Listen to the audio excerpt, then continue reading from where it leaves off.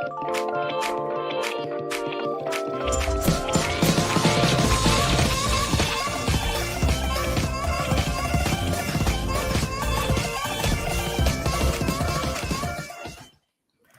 everybody, and welcome back to 60 minutes of unscripted on .NET content, where our mission is to empower you all, the .NET developers, to achieve more. I'm one of your hosts today, Katie Savage, here with Cam Soper. Hello.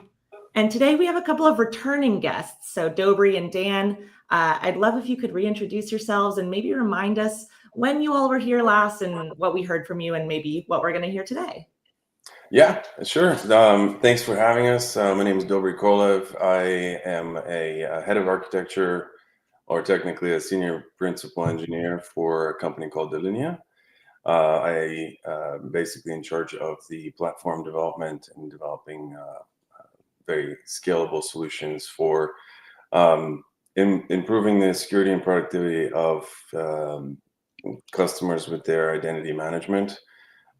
In hybrid and on-prem solutions. And today I was invited to give a guest talk for how Immersive Fusion helps developers visualize their applications, their telemetry for, what's wrong, what's not wrong, what's going well in their environment. So it's a nice synergy between what I do in my day job, as well as my interest in OpenTelemetry and kind of taking the leap into different ways that teams can streamline that experience and make it better for them.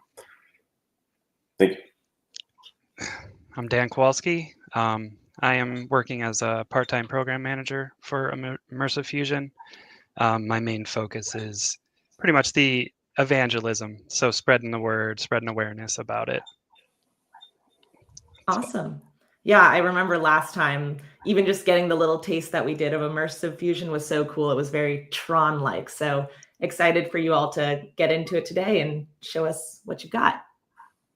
Yeah, absolutely. Yeah, there's a lot of content we'll go over, and it should be a lot of fun. So this is actually, it's the second time we're back here. We're back here in 2022. And again with Cam at the time, and came back about a month ago, well, 2 months ago now, and we talked about how .NET makes Immersive Fusion possible because there's a lot, basically 90% of the code is .NET, from the APIs to the background workers to ingestion, OpenTelemetry implementations, new packages, and things like that. And then we ended up kind of having an abrupt end, because towards the end we were supposed to kind of show some basic chaos, and I kind of wanted to show what that was, so that you can kind of see where why Dan is threatening me that if I do that again, he's just going to leave the conversation. So just a few seconds. There's basically an Angular app with a backend API, and you can say, well, I want this SQL connection to break, and then I'm going to run requests based on a broken one. So I'm going to physically introduce chaos.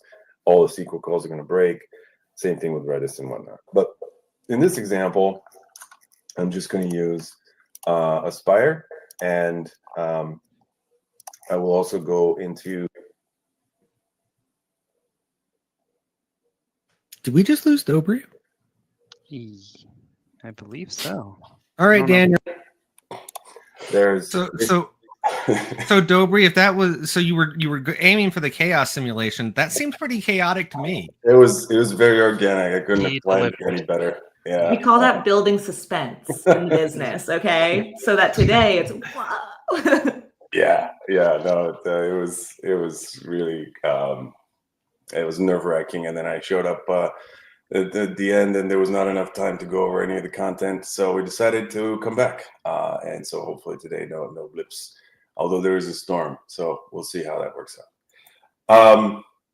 Anyway, so today we're gonna do some demoing of two applications. One application is written by Immersive Fusion. It's called the Chaos Simulator, and what effectively it does is allows you to break pieces of the application on demand.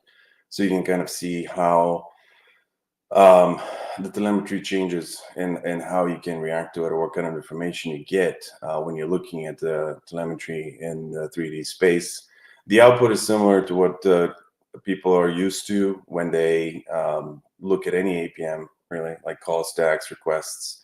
But I'm happy to be able to show it in a 3D environment, because it's more organic versus looking at grids of information or things that kind of run away from you because there's a lot of load and there's a ton of scrolling. Then we're going to switch gears and look at a little bit more complicated example, and this will take us into the Aspire shop. There's a fork of the Aspire shop that I don't know if that pull request went through. Maybe Danny can let us know. But basically, there was a fork that was made that added some additional distributed computing to the Aspire shop, because otherwise, Aspire shop is a cool sample, but it really just shows API type of things in front end, but not really like I sent a message on a bus and I waited for it to do something asynchronously. And so then we'll talk about how we change or how we can change some of that flow and introduce things that are just not available out there. Things like lost messages. For example, if a message gets published, and for those of you who don't know, messaging, it's kind of like decoupling the request from the execution of an operation. So if my API just says, hey, I'm going to publish this message on a bus, and something out in the ether, some worker is going to pick that up and work on it at some time in the future, conventional APMs don't really have a way to show you that something got lost. It just kind of abruptly stops. And it's technically a success because it doesn't know when the message is lost. So Immersive APM has a very neat way of doing that display. And then we'll talk about time stop or real-time pause, basically. The ability for like, hey, this is happening right now. I just kind of want to focus on the current view. What does that look like? And so normally with some APMs that are out there, you can click the pause button and the grid freezes. It's kind of a similar experience, except it's a little bit more intuitive in 3D space. And so we talked about chaos. What's chaos or chaos engineering? And it's basically the intentional breaking of things that are in your application and seeing how it recovers and what kind of resilience the service has when certain things happen. So if they do happen in real production environments, you kind of know what to expect. Like, does it throw exceptions? Does it recover? Does it have some fallback on some other kind of technology like a Redis cache? Or some decoupling, or it's just an exception, a red screen of death kind of thing. And with that, I also want to set some context on Immersive APM. And so that's just basically a tool I'm very interested in, and I kind of evangelize and help with kind of the direction, because it really applies to, like I said in the beginning, my own aspirations with my own full-time job, where I need to be able to see the traversal of operations from end to end, and definitely on a distributed side where basically everything is asynchronous, so that we can have eventual consistency in the application, but it doesn't really matter to us when that happens. And so there's a lot of advanced ambient data visualization. There's dynamic graphs of all dependencies that are basically adjusting as time goes by with the amount of traffic. So, oh, my lights went out. Can you guys still see me? Am I okay? Yeah, we see you. You're good. Thanks. And then there's ways that you can look at the logs of the application, and there's traces of the actual end-to-end operation in one place, so you don't have to like dig around in a log view versus a trace view. And then it kind of leans on normal human interactions with trying to figure out when something's broken. In other words, in 3D space, you just kind of see the fire that's happening. You see the red, and you can just kind of walk up to it and look at it at a greater detail, or the level of detail that you're interested in. But basically, very different from the conventional grid view. I'm going to go scrolling around. I'm going to look at dashboards, or I'm going to try to figure out these charts and what they mean. And that doesn't mean that charts and grids are useful. It's just that if I'm trying to troubleshoot something quickly and I literally have no training in an application, I don't need to go learn what a P99 is or a P90 or 75. I could just look at 3D representation and see, hell, the load is this way, or all these things are taking a really long time, or there's a whole bunch of red, so the system is just having a really hard time, kind of thing. And so from a perspective of like a tier 1 kind of support person, it's an ideal tool to do this. And so I'm just going to take a few quick seconds. One is basically a recording. Immersive Fusion. Imagine you slip on that VR headset and all of a sudden you're standing in this like vast 3-dimensional space. It's populated with these glowing representations of all your application's components. Each component's represented visually. You can actually see how they're connected. But the real magic is like seeing those connections come alive. Imagine lines of light pulsing between those components, showing you the flow of data happening in real time. So the other one is a testimonial. I won't go into it, but you can see it on the Immersive Fusion YouTube channel. This is one of the customers that Immersive Fusion had that basically just leveraged the tool and was really happy with it. And there was a talk that was done for the Defense Information Systems Agency about that. So it's predominantly for private sector, but there's also applications for the government, military. All right, let's see. Okay, so OpenTelemetry Chaos Simulator, also available on demo.iapm.app. If you go there, what it basically does is it creates a sandbox for you so that you don't actually have to do any setup. And so one of the ways is that you could kind of see what the happy flow is. So if you click on run SQL flow or run Redis flow, it will just kind of go through a conventional talk to the SQL database and get a result back, and it will show you the happy path. But if you wanted to break it and say the SQL server is not available anymore, you could do that too. Or you could break the Redis connection and you can see what the result is. So from I want to play with OpenTelemetry and see what Immersive APM shows me without actually doing any work to set myself up. That's kind of what that tool does. And then it's also already pre-configured with a particular application space in Immersive APM. So even if the users don't have accounts, they can just download the client through and install it, and then log in through the login choice of that they have. Either it's active Azure AD, Entra ID login, or like an Immersive Fusion account, and they can immediately see that information. So I am going to fire up the Immersive APM client, and I'm going to basically log in. While that's getting set up, we did get a quick question. Yep. Can we visualize REST API calls real time?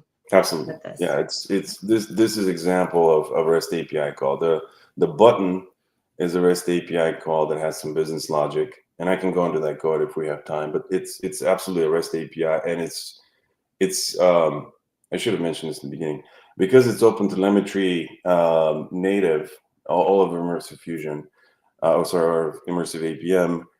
It's not just .NET. Any application that can talk OpenTelemetry can leverage this this flow with minimal instrumentation. Typical OpenTelemetry exporter, and I'll show in the Aspire shop how that's rigged up. But very easy to get going.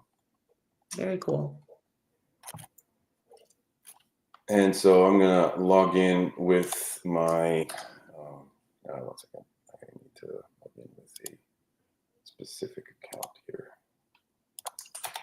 In this case, it's using an Enter ID login. I mean, it opens up. Go ahead. I think we need more business software built in Unity, right? I mean, we see all these fictional representations of what it's like to work in IT, and it always looks like this, but in the real world, we're always using like a VB6 form that was written back in 2003 or whatever, right?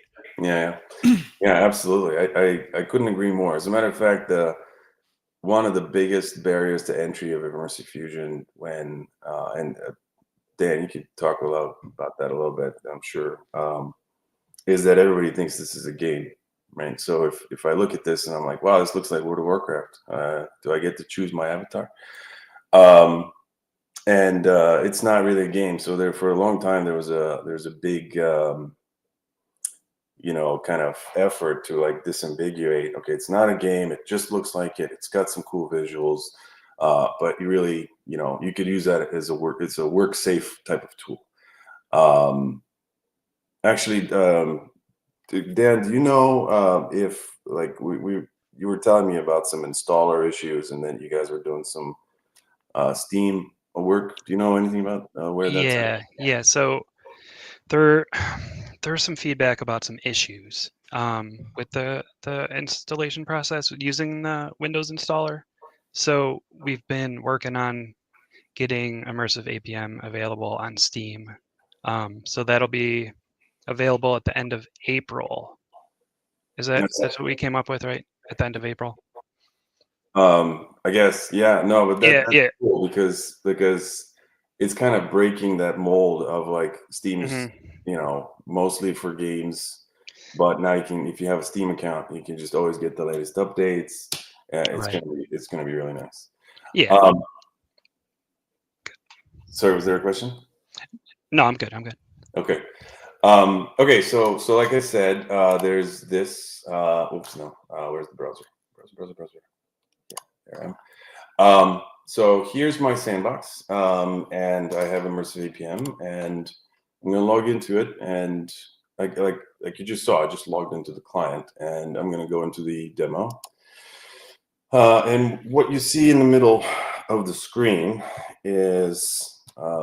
Sorry, you have to forgive me. I'm terrified that I'm going to get disconnected, so I am making sure my phone's not exploding with Dobri offline. So what you're seeing here is basically the core of the software. So from here, you can go anywhere you want. And on the left-hand side, you see a force-directed graph of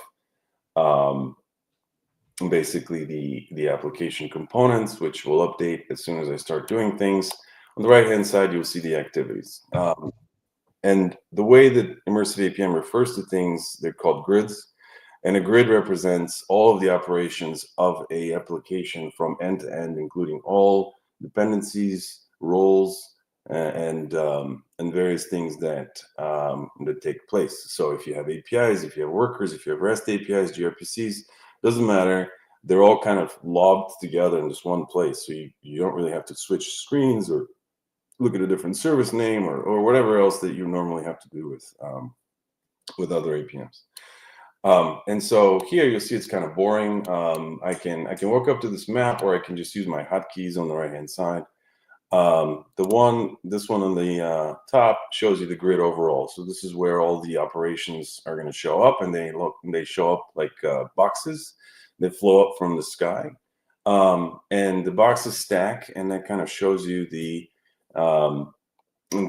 connection between the different spans in OpenTelemetry terms within a trace. So all of one operation's components, all the spans will get stacked together. And then if there's any log information that the application emitted in that process, that'll also be in the same stack. So you can kind of see them. So let's see it in action. So if I'm here, and I'm going to run my run SQL flow. And that is going to give me some information here because the sandbox shows me the telemetry, but I'm also going to see it on here, which is basically I did the SQL circuit. It was closed or it was open. There's various views of this information. So if I just wanted to see the logs by themselves, I can just go to this log viewer here. And then if I can go back, I can run a bunch more SQL requests, and I'll see them showing up as here. So I clicked the SQL button several times, and I got my response. If I do that for the Redis call, then I'll see a Redis call as well in here. And so that's kind of just the log side of it. But if I looked at the top view here, every time I click that button, it creates this new stack of operations. And so the way that you read this view is time goes by left to right, and then the volume of information goes upwards, but much like an XY graph. And so if I made it screen for a little while and I did a bunch of requests, then you'll see that I have a lot of these kind of parallel requests that took place. And then time goes by, so every 5 seconds it increases the interval. And since I'm not pressing the button now, there's a gap, but if I pressed it again, I will see something that shows up kind of in that area, or maybe even further away as well. And at any given time, I can pause time, so I can just kind of go, you know what, I'm kind of interested in this view right here, and I need to get some information about it. I can either do it through this screen, or I can literally walk on top of the grid and kind of inspect each individual box that I'm interested in with basically the ability to export whatever the telemetry is. And you can see that all of the OpenTelemetry attributes are available for me to be able to export. And now I'm going to introduce some basic chaos. I'm going to resume time, and all this stuff is going to go away. And then I'm going to break the SQL connection, and I'm going to clear my log here.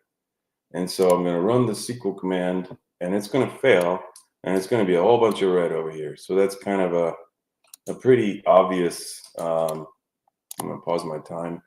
And so here you can see the exact stack of what just happened. And so the user can't connect, but I know in the code exactly what line of code it's breaking on. So I could just export that, even if I was a tier 1 engineer, and just send it in a ticket, email it to my dev, and go, hey, the password for this broke. Like, what's happening? Dobri, I have a real quick question. So I'm noticing the detailed text on the side of the boxes in this stack, the failure stack here. Earlier when everything was green, was there any text on those boxes? Yes, I just wasn't close enough to see them. Okay. So I'm just gonna do some of that and do some green Redis calls. And so here I am. I have a bunch of failures. Pause my time. So there's still, this is all log information. That's why it's gray, but it's all part of that same trace, right? So conventional APMs break their logs and traces into two different screens, or you have to navigate away from the traces into the logs. Unfortunately, the Aspire dashboard does this. And under load, you can lose your train of thought, like, oh, I lost it, or I clicked away, that wasn't the one I was interested in. This gives it to you in one shot. So you can export all of that information by pressing a button, F6, and it exports it into your clipboard, and you can use it. And again, the different color, like red is obviously not good. You should go look at that kind of thing. So now I have all of this, granularity on the operations side, but I just need to be able to not. It's a lot of walking. Hold on, I'm going back to where I need to be. But on the actual infrastructure side, on the infrastructure side, you'll see that I have more on my force-directed graph. Actually, I have a bunch of dependencies that showed up. So if I look at the the dependency graph, you'll notice that there's two dependencies. One is for SQL Server, one is for Redis Cache, and this is the API that's being hit. The Chaos Simulator is a Angular app with a C# backend. If the Angular app was also instrumented, it would show up as another component to this grid. But as the numbers also that you see are the number of operations that that have been satisfied. So here, if I click this button a bunch of times, the number that you see will update to show you the number of operations. And I don't know if you can see that well enough, and it'll be pretty obvious in the other demo that we do with Aspire. Every time that I do a flow, you'll see these photons flying through.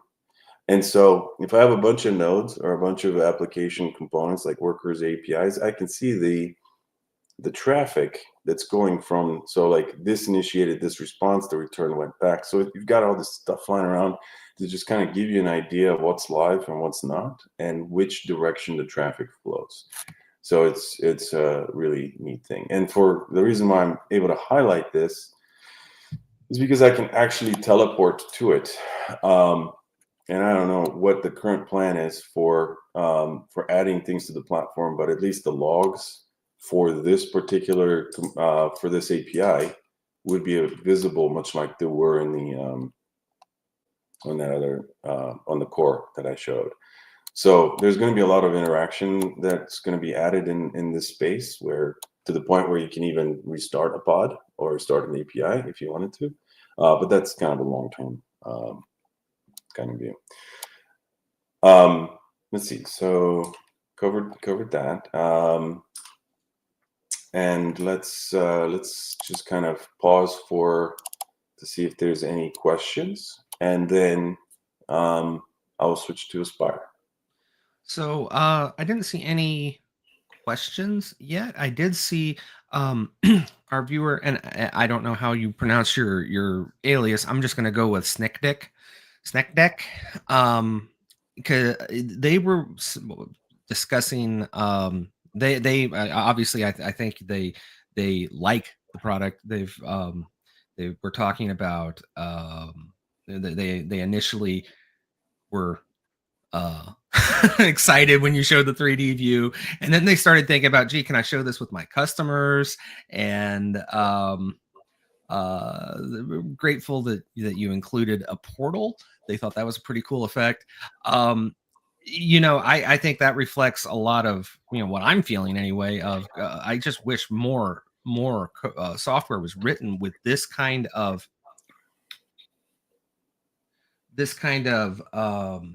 I don't want to say unusual, but really well thought through user interface. You guys are really leveraging 3D in a way that I don't think is obvious to a lot of people, and it's just brilliant. I'd love to see it in more contexts.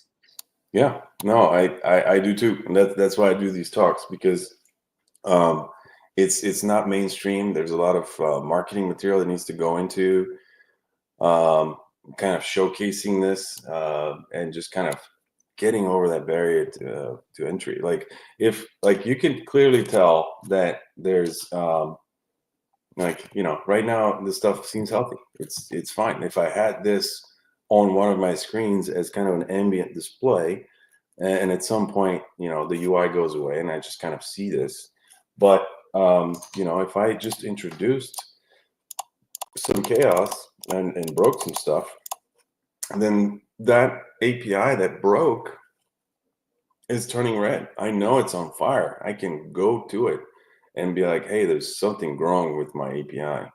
And I can, dig into it, versus like relying on alerts.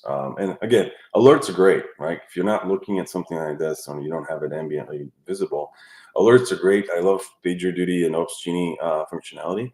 But at a glance, I have an acquaintance of mine, a good friend, that compares it to the firefighters. Right? Do I go to if there's a fire, do I look at a clipboard to figure out which building's on fire, or do I look up in the distance and look for flames? And that's kind of the premise here. So, yeah. So, and then also there's, again, another ambient view just to showcase this particular floor. Is kind of another view of the screen right there. So if I gave it some heat and I get, a bunch of requests, then you'll see how the floor kind of moves. So I don't really have to even go anywhere or look at any of my mini screens. I can, I can see that moving around and give me the current view. So with that, another pause for questions, if any. Otherwise, I am going to switch to the Aspire part of that, and we'll talk about some. So we do have one question. What kind of specs is the end user required to have for this? The Red Eye developers here mentioned, well, do we need an RTX 5090? Because I know I sure wouldn't be able to run it if that was the case. Yeah. So if you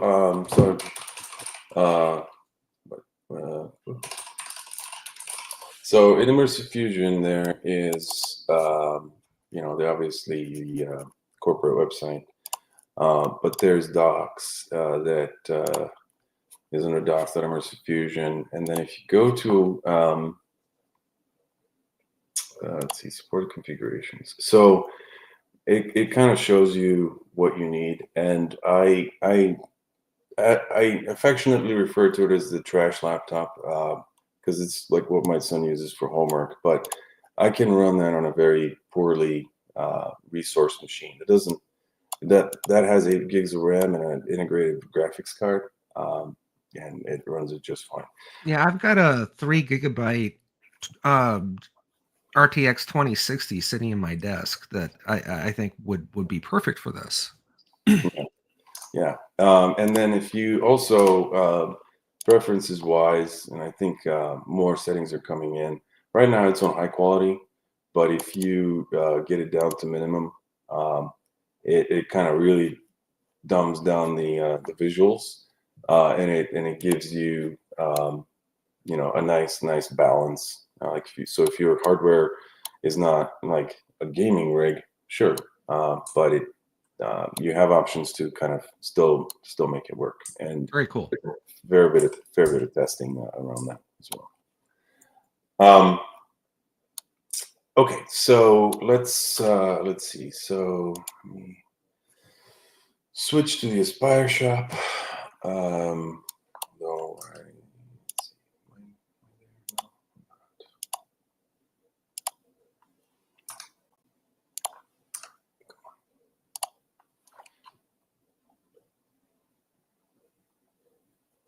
So same thing. So basically what happens is I can switch to any grid that I have access to, or if I have an account, I can also click on manage, and I can start creating grids for my applications, whether they're development environments, whether they are staging, whatever kind of environments.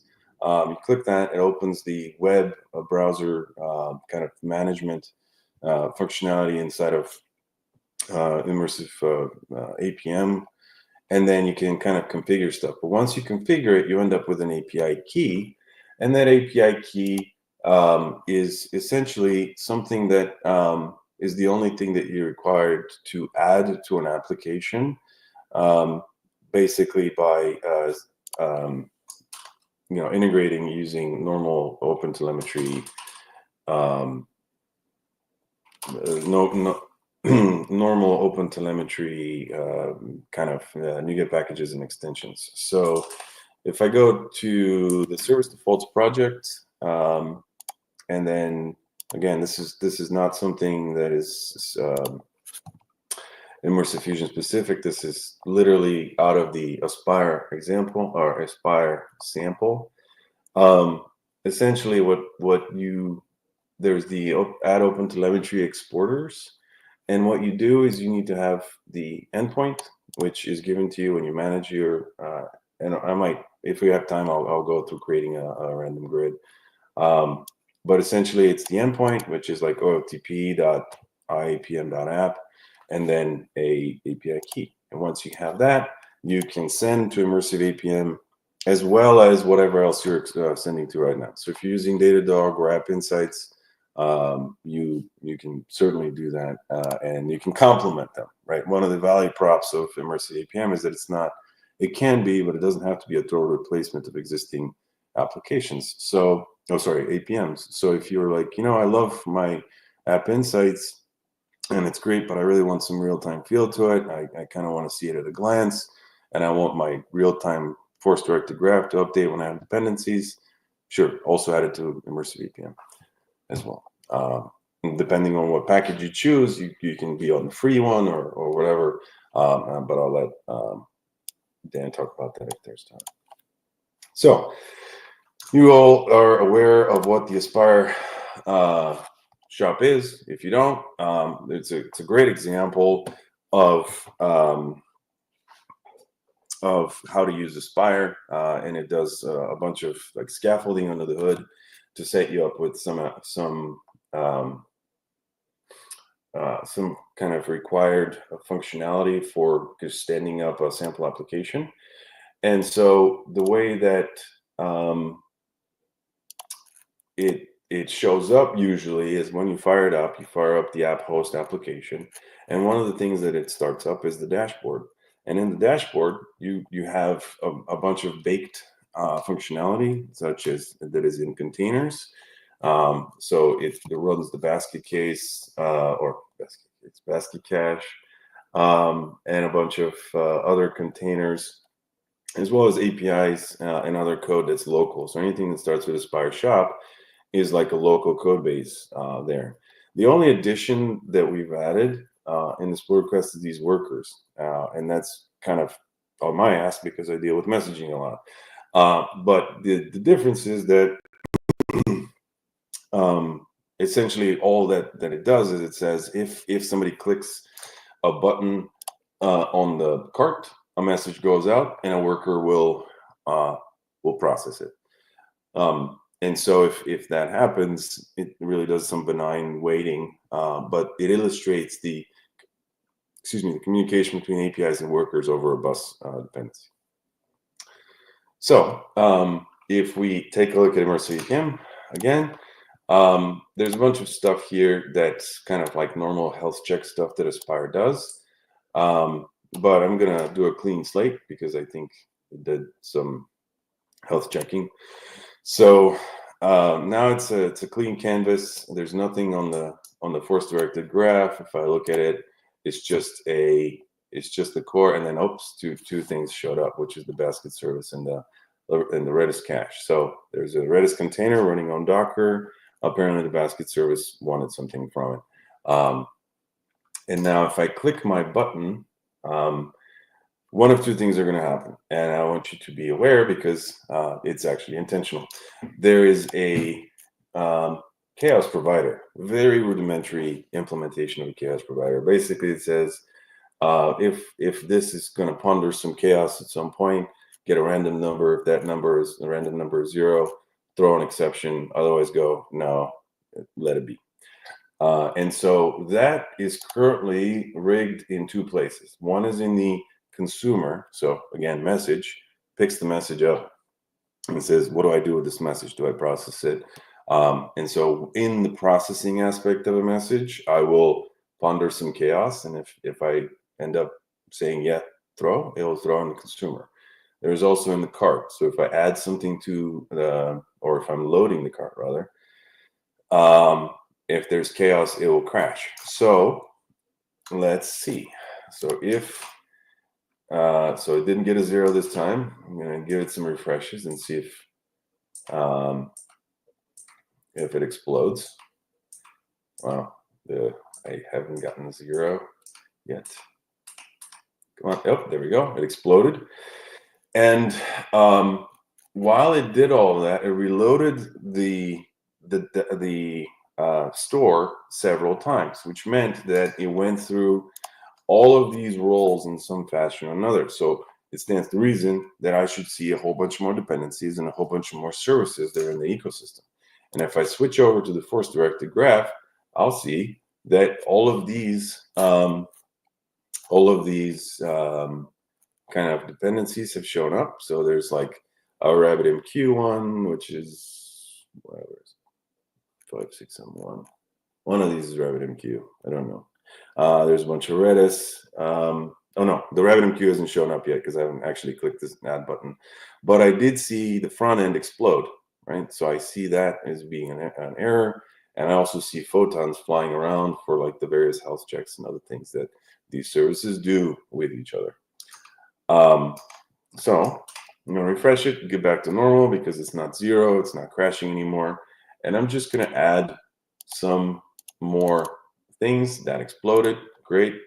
And now I should see more show up on the graph as well as added dependencies. So now I have the basket worker, which is a worker that consumes messages. I have RabbitMQ now showed up, and another basket worker because I have more than one replicas that are running. But now the only thing that crashed is the front end, the adding of the front end. Nothing really through in the workers. So let's just give it some heat and see if we can get one of the workers to show an error. I'm gonna shrink that a little bit. Come on. That's the problem with random numbers. Unreal demos, you don't get to see them. Oh, there's a worker that crashed. So now I have this worker that also threw an exception. And again, this graph changes over time. So the more requests I have, the more things will get contracted towards each other as time goes by. And then if I end up not having any traffic, let's say a pod gets decommissioned or gets blown away by Kubernetes, if you have it in a Kubernetes environment, then you'll end up, that whole platform will disappear from the grid. And then again, you get your various ways that you can see this information. You've got the updating grid in the bottom. And if I actually wanted to see what's happening while the various operations are ongoing, then I can just make it really hurt for time.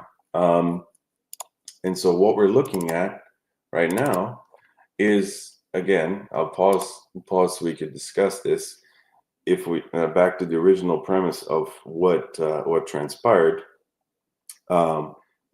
time is from left to right, and each gap between these stacks on the horizontal is a 5-second gap.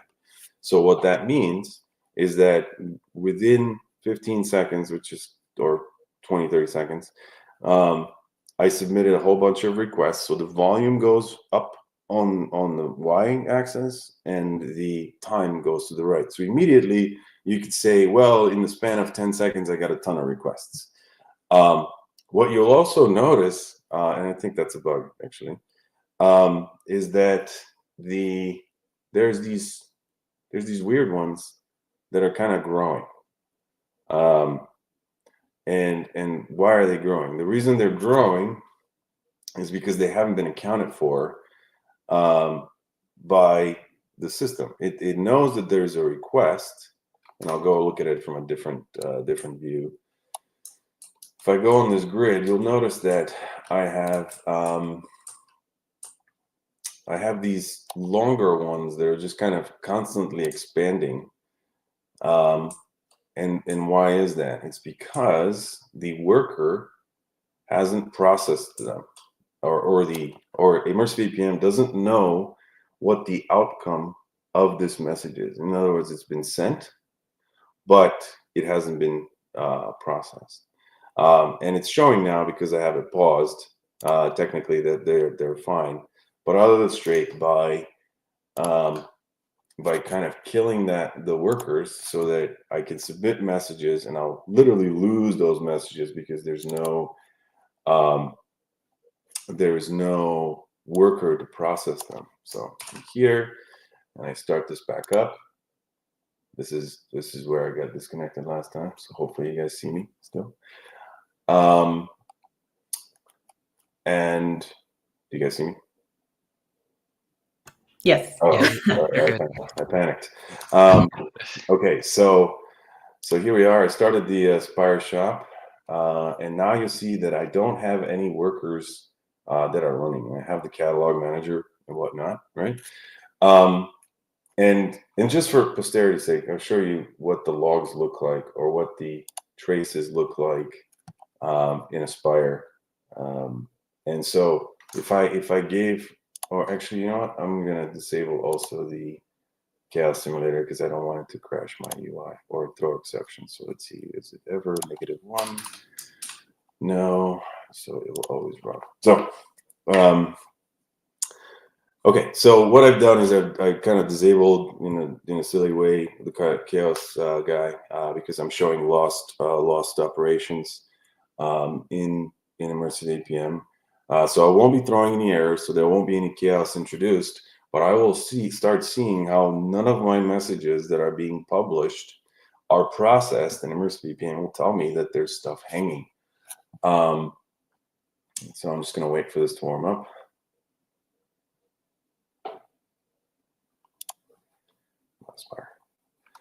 And then if I go back to the catalog, I'll see my normal things. Like this is a whole full page reload of the catalog page, so you can kind of see the complexity of the operation. But this is some random JS file that got downloaded or something small. And then, so again, every time I press this button, it issues a message. In this version of Aspire, it issues a message to a bus. So I'm going to press it once, and I'll show you what it looks like. It's going to show up right around. Where is it? It's over here. So this gray one right there, it's a published message, meaning it went somewhere. But I don't have any status for it. I just have a published, right? And so the longer it lives for, the bigger my stack becomes.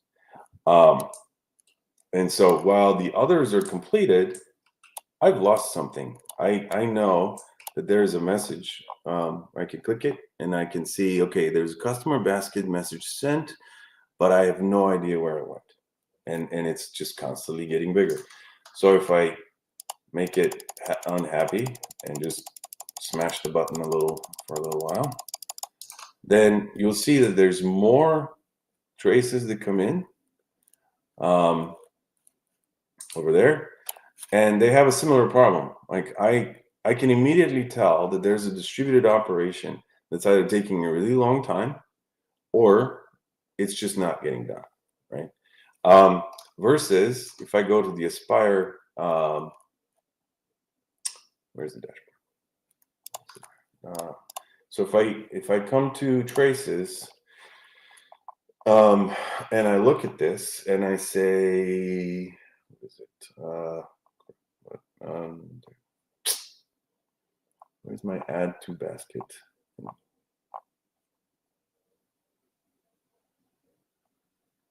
think it's this one. Front end basket service. There's a send somewhere.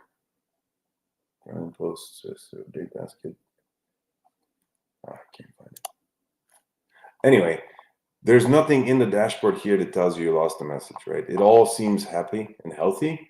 Like I have no idea. Versus like over here, if I look at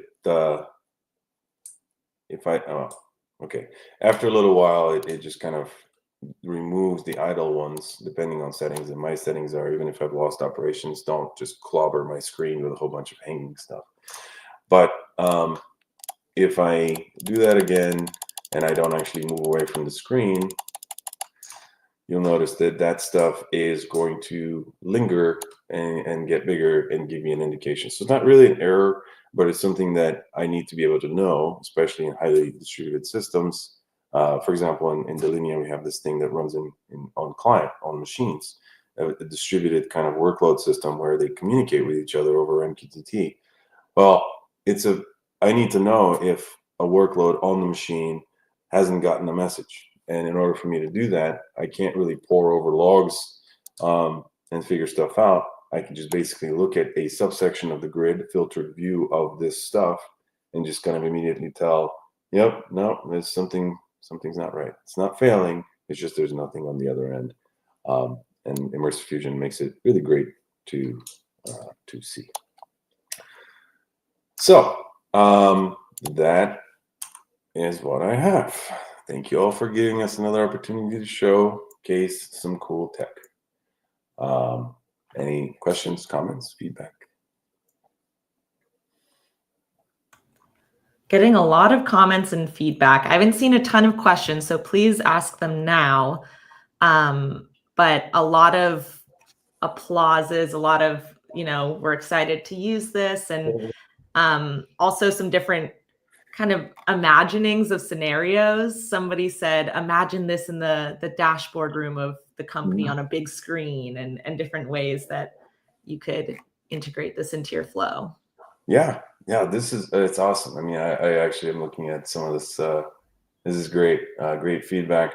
There's Discord. If you actually, where did it go? Just give me a second. I will go back to the. Let's see. So we go back to docs. So there's many ways to engage with Immersive Fusion. And there's, obviously documentation, how to get started and whatnot. There's, Discord, Facebook, well, not really, but Discord definitely. And one other piece of eye candy, if there's no questions, and yes, I see a question. Can you deploy this in production? Absolutely. Like I said, there's no limits on how you use the tool. You can instrument any application. You can be in production, in dev, locally, while you're developing. One of the biggest drivers for all APMs is that you use them as part of your development process from start to finish, not at the end as an afterthought. But you could use them, you should use them as you develop, because you kind of know things in that original, from the beginning, and you're not surprised. And there's various plans as well that can kind of fit anybody's needs. So if you're small, starting out or whatever, go with the free plan. Otherwise, you can kind of go up, and the differences are SLAs and throughput and so on. But there is one thing I wanted to show, and it's kind of a insiders/supporters aspect of the application. We do kind of really like this aspect of the app.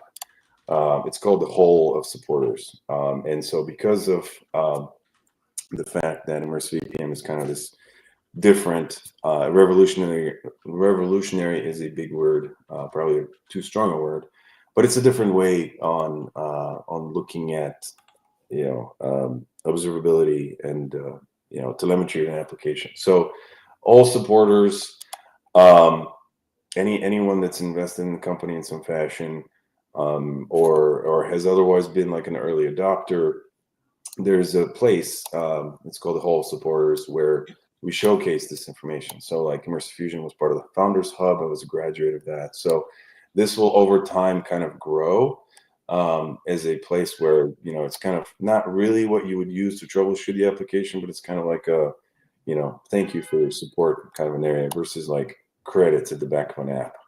So it's interactive of like, hey, I want to find out about the Founders Hub. Let me just click here and, maybe apply for my own startup. Okay. I love this idea. Absolutely love it. I feel like it's every bit as innovative as like the way you guys have approached this product itself, but I'm getting major Severance vibes. Severance vibes? So, yeah, Severance, the show. I don't think he's watched that one yet. Okay. But yes, I get it. Is it a good thing or a bad thing? Because I can stop talking about it if it's we'll just stop talking about that. Did you say something about the custom avatars that we could as far as the supporters as well. Yeah. Okay. This is probably the last one before we go. Fun little. Yeah. So there is. So you saw the other avatar. It's kind of this, kind of meh, generic avatar. Yeah, like So- you mentioned, it's not a game, but like, a lot of people that are going to be using this, I would assume, are going to have some kind of gaming background and understand they love seeing little avatars and little perks and stuff like that. So we definitely are going to have different options. And working in kind of like a merit, not a merit base, but like as you troubleshoot errors, or as you spend more time in the app, you're unlocking different avatars to use across, just to add a little something to it. I think it's a fun. Yep, here's one right here. Here's Was it- one. Yep. And so they're interchangeable. So like what he said was, you find out some lost message issues. Like there's achievement systems already in place, but effectively, like the more you do in the app and the more you kind of take advantage of the app to find out complex issues, then you get progression towards higher and higher avatars eventually. But for now, it's just a thing that we have for supporters and insiders. But Cam, I really am interested offline to find out about this severance comment you made. It seems like Well, it was just like I'm doing a rewatch of the show with my wife because she hadn't seen it, and the hall of what did you call it? Supporters. Yeah, it reminds me of the Perpetuity Wing Uh-huh. in season 1. Yeah. Okay, I have to watch it, and maybe Dan, you guys should revisit the concept then. Yeah. Dobri, did you lose more light? Alexa, lights on. Yeah. Wait, you just triggered mine. Oh. Everybody lights. And then there was light. Okay. Well, thanks all. We're super happy there were no bloopers or weirdnesses. Join us on Discord. Start your trial or whatever you think is useful. The app there is to help anyone from small business to enterprise. Just let us know, and then Dan will take comments and feedback and take them to the team and make some more cool things. Yep. Very cool. Cool. Thanks. So you want to close it out for us, Katie? Yeah. Thanks everybody for joining and asking all your awesome questions. Dobri, Dan, again, I'm so glad we got you both twice because I love seeing Immersive Fusion and everything you've done. I think it's such an awesome idea and concept and product. So hopefully we'll get you back soon. But in the meantime, everyone check out their Discord, ask them questions and comments and give them feedback there. And we're excited to see you next week. Cam, who's on next week? Oh gosh, I don't even know who we have on deck next week, but we do have something on deck next week. So we will be back. Perfect. All right. Thanks, everybody. Thank you so much. Thank you. Have a great day. Bye-bye.